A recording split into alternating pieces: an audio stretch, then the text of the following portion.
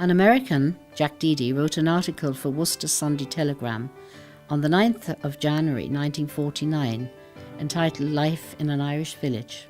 He wrote that the town of Lusk was a prosperous agricultural centre, a peaceful spot where the only worry was the effect of varying weather on the crops. A community unspoiled by the rushing tides of the 20th centuryism and so fictionally Irish that even the crows and the jackdaws might be pure Celtic. No one was ever in a hurry.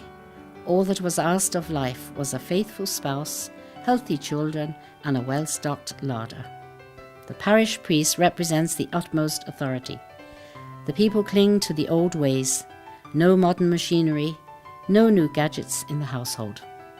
To walk the streets of the village, one cannot but be impressed by the good humour of the people, which the mix with philosophical observation that indicate a wealth of knowledge and understanding of human nature. The people are perfectly content. Behind them are not wrecked castles in the air. Ahead of them no pots of gold at the end of a rainbow. The children are full of life and most polite. The houses are mostly narrow, single-storey abodes, with thatched roofs and no cellar. Household water is supplied from a number of water pumps at different locations in the town.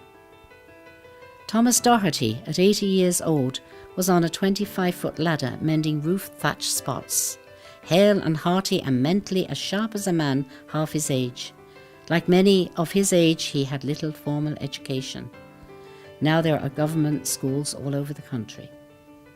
When the boys leave school, they will work on the land as their fathers and granddads did before them. There was little new machinery as yet. John McNally's farm is one of the best equipped in town, but no way near to the American farmer. In Ireland, he is envied. In America, his machinery and methods would be considered out of date. The men go to the pub for their get-togethers. The popular drink is stout, an alcoholic beverage, a health drink, a national drink. The fuel for heating and cooking is mostly firewood and turf, which is brought in from the bog areas, and is quite plentiful. It is harvested in rectangular brick form and is easy to store. Everyone in Lusk depends on the soil for a living. If a man hasn't a farm, he will work as a farmhand for someone else.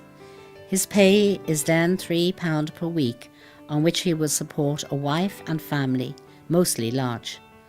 The rent of a stone cottage is 3 shillings a week, which includes a garden of about an acre, which can produce vegetables for the family.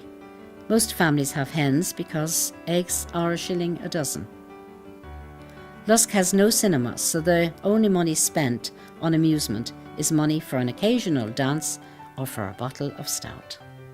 The Irish love stories and will welcome a storyteller to any group.